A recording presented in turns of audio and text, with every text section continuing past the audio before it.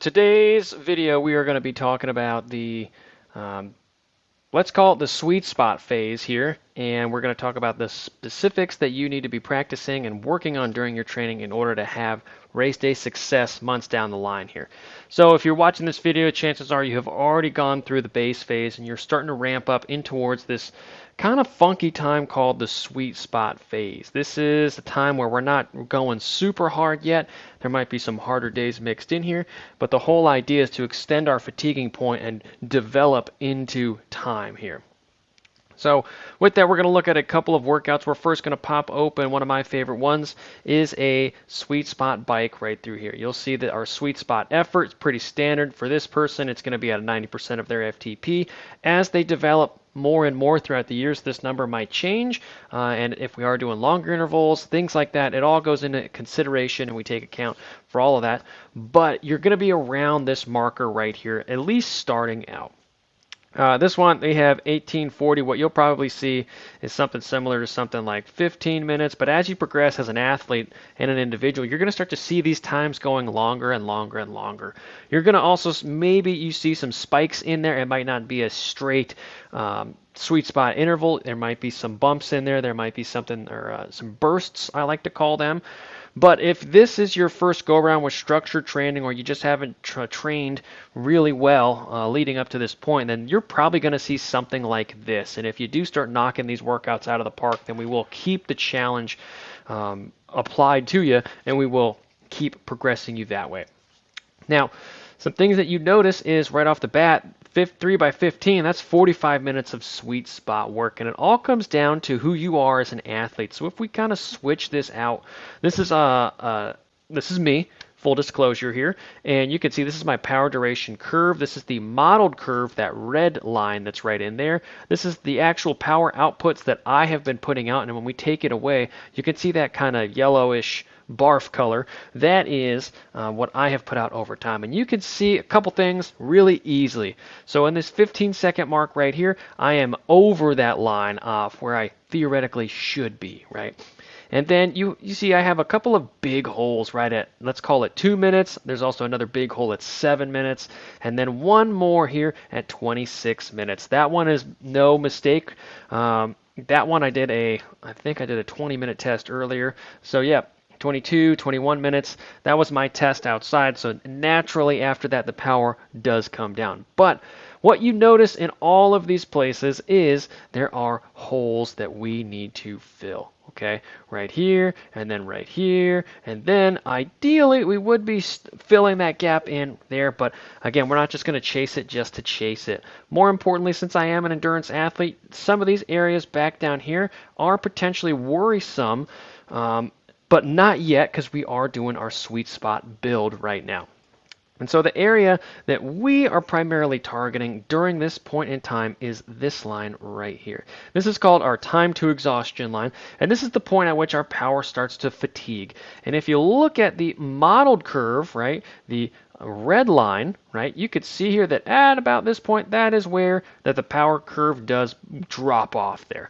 This curve knows that I am realistically able to hit power outputs here, and I'm also pushing the power right there way over it. So in reality, right around here is where I am fatiguing for sure. And now it's our job to kind of fill these gaps right through here. And you can see I'm going to be bouncing around here for just a second to help not get us kind of confused in here.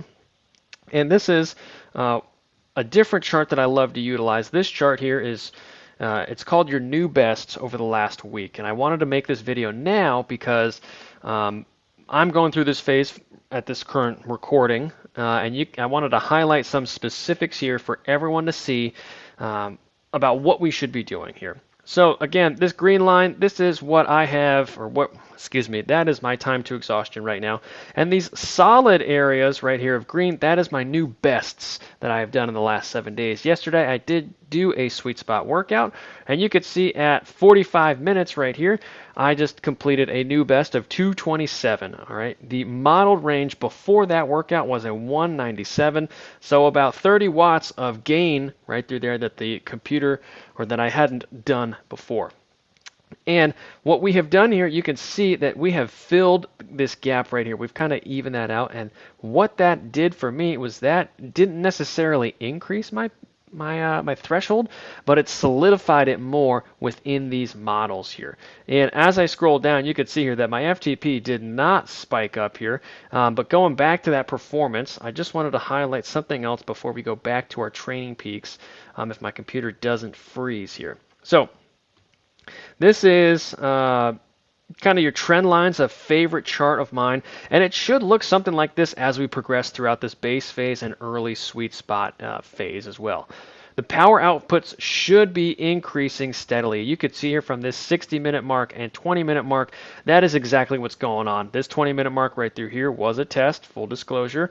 So you see that it is still progressing up after that test as well. So this is a positive trend. This is what you want to see when you're training or going through this sweet spot phase, with the goal of taking that time to exhaustion and pushing it out to the right. So if you are confused, what we're going to do is we're going to take this line, and ideally we're going to take your fatiguing point and extend it out over this point in time here. We do that through a couple different ways.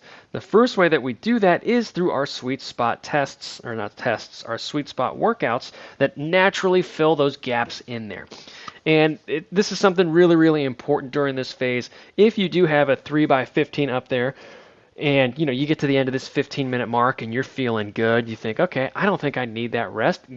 Just keep going to the next interval. You don't necessarily have to take this rest if you don't need to.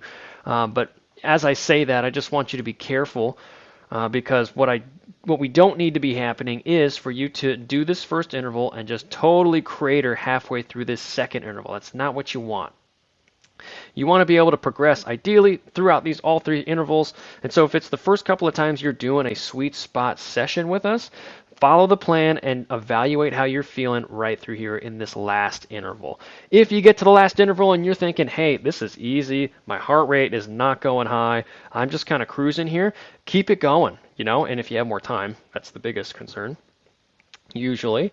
But the main thing in this sweet spot phase is to not totally crush yourself, right? So if you do have a little extra time and you're not super tired and the workout's easy, just extend it out. Keep it going. Just because there are 15 minutes 3 times here doesn't mean that we have to do that. And as we grow as coaches and athletes together, we will be able to identify specific workouts that will be very beneficial for you, but that does take a little bit of time, So if you are crushing your sweet spot workout, instead of taking that power and really pushing it up to the sky, instead what you need to be doing is just holding that effort as long as possible. So I did a workout and I was supposed to be doing efforts of, I believe it was 4x4 minutes, but I got to the end of that first interval and I thought, I'm just going to keep progressing. I'm feeling really good today. Everything is naturally flowing and happening.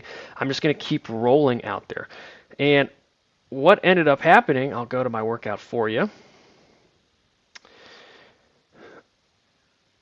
Let's go to Tuesday.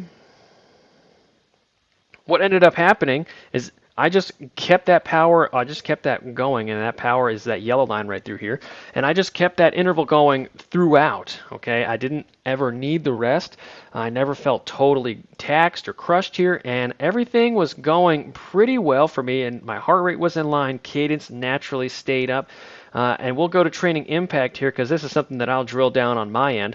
But you could see here, when you're doing that sweet spot interval, something that I'm looking at is the amount of fatigue that's being placed on your body. Is your body able to handle that and catch up to that fatiguing point? And if the answer is no, right through here, you can see that I did go a little bit too hard because that line is kind of dribbling. It's going up and down, but it is coming back up. It's coming back up. It's coming back up, which means there might have been a small hill or something like that. And at the end, I definitely pushed the pace a little too much for a technical sweet spot effort.